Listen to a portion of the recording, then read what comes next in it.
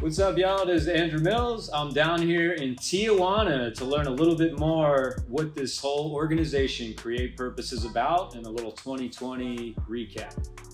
So, Nick, how was 2020 for you, my friend? Wow. For me, it actually was great. It was a lot about growth, and I think personally, professionally, and for the organization as well, it was all about growth. In 2020, we really focused on identifying and developing our processes, which was incredible because in a world that is going completely digital, first off, we started off to be, we're more flexible than most, and we already sort of leaned towards the digital platform. And when you connect and sort of intertwine that digital platform, and that's already being flexible to be digital, with processes and a team that is committed to developing a plan, Sure. and implementing that plan, because plans, we know, you can have a plan and it's great, but if to me team's not committed to actually seeing it through, then what's the point? And really in 2020 we developed a great plan, and we're really looking forward to in 2021 implementing that plan. I mean, really just to impact more homes, to impact more children, and to share the mission of Create Purpose. Perfect. So, I heard a little birdie told me, named Edith, that this whole COVID thing actually really gave a spark to Coding with Purpose. Can you tell me a little bit about that? Well, Coding with Purpose is virtual. When we started our coding, it wasn't before. No? It wasn't, no, because Coding with Purpose is just our tech class that we've, over the years, I don't want to say perfected because it's still an ongoing process of making it an incredible class, but our tech class that we would serve in orphanages and in migrant shelters, we took that online. And so first, when the pandemic arrived in 2020, we just took that online. Our orphans and our migrant children, we were teaching them online. And then we saw all these challenges that parents were having and teachers were having, putting their curriculum online. Well, fortunately, we already had one. Yep. And so we just took that same curriculum that we developed to be in person, that we had then implemented to be online and to be virtual. Well, we just launched that to everyday parents and everyday children. And I'm not saying it's taken off, because we've developed it. We've had to really modify it for a different population, but we're really excited on the opportunity to be able to teach children, not just the ones the vulnerable children that we serve, our population, but to teach children anywhere in the world how to code, coding being the future. 2020. Coding not the future. It's the present. Yeah, I man. agree. But a lot of people don't know that. And it's not in a lot of curriculums, and children still aren't being taught that. So for us to be able to provide that information, to provide that experience for children, I think is a powerful thing. No, I agree. I mean, Zoom really is a game changer. It changed the world, really. I should have bought that stock a while ago. Anywho, you mentioned the migrants and some of the students from the orphanages. How are they getting on? Like, how are they logging on? Are there devices there? Are there little labs for them? Tell me a little bit about that, what that looks like.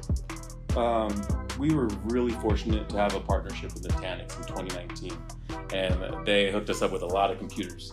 So it was really easy. I don't want to say easy, because orphanages aren't really set up for tech. Great networking. And They're all not. that. They don't have the best computers. They don't have the best Wi-Fi. So what we did, we just actually went in there to make sure that not only do they have the appropriate hardware, thanks for Nutanix for that, but also that. Thank you, Nutanix. But also when we were connected, that their Wi-Fi was good enough, that they had the appropriate staff was there, not Create Purpose staff, but staff in the orphanage that can sort of just guide the process. Yes, they're being led by a facilitator, a professor from Create Purpose, but they also need someone on site. And so the orphanage has really stepped up and in our collaboration to put someone on site during our class that can help the students be there on site while we're teaching them. Sure. Okay, and then this pandemic kind of opened up the virtual piece. And then can you tell me a little bit about the packaging, how it's different from pre-COVID to post, even though it was digital, the foundation was really on site, it seemed. But now it's fully virtual. So I have a 13-year-old. How can I sign him up? Can I sign him up? Absolutely. We made it really easy for any child between 7 and 14 to go to our website and sign up for a free demo class. That part is super easy. What I think has been just really great that took us to the next level is that we went completely digital. So you can be in New York because we have our English class. You can be in South America because we also do our classes in Spanish. And so really we're reaching out to children in both English and Spanish anywhere around the world. As long as they have a laptop and an internet connection, we're going to teach them to code.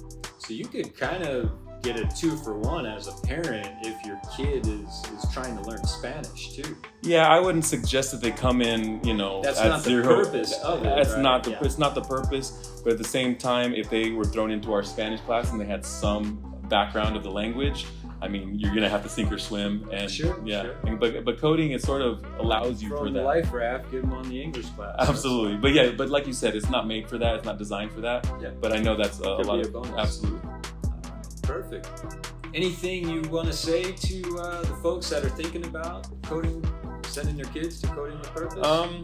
Yeah, that you're not only helping your child, you're not out, like you said, coding isn't the future, coding is the present, it's now. But a lot of children these years just are behind. They don't know how to code. And this is a tool that you can't thrive in a new generation of technology without this skill. But not only are you giving it to your child, when you buy a Coding with Purpose class, you also are supporting one child that lives in an orphanage. So that same program, that same learning opportunity you're giving to your child, you're giving that same opportunity to a child that is not blessed with the same opportunity as having parents. And so I think it's a really, how we built this, it's not a nonprofit. We're not asking for your donation. Sure. And we will definitely accept the donations. But we're asking that you support our business, that you support 100% of all proceeds go back into Create Purpose, and especially 100% of all proceeds from Coding with Purpose go to support the Create Purpose Technology Program. And so that's what we're asking is that, yes, you support your child to give them this learning opportunity, but you also support Create Purpose and give one child who doesn't have parents the opportunity to learn this skill as well. So it's 1-to-1. Well, my kid's 13. He's getting signed up. There you go. He certainly ain't going to learn coding from this guy.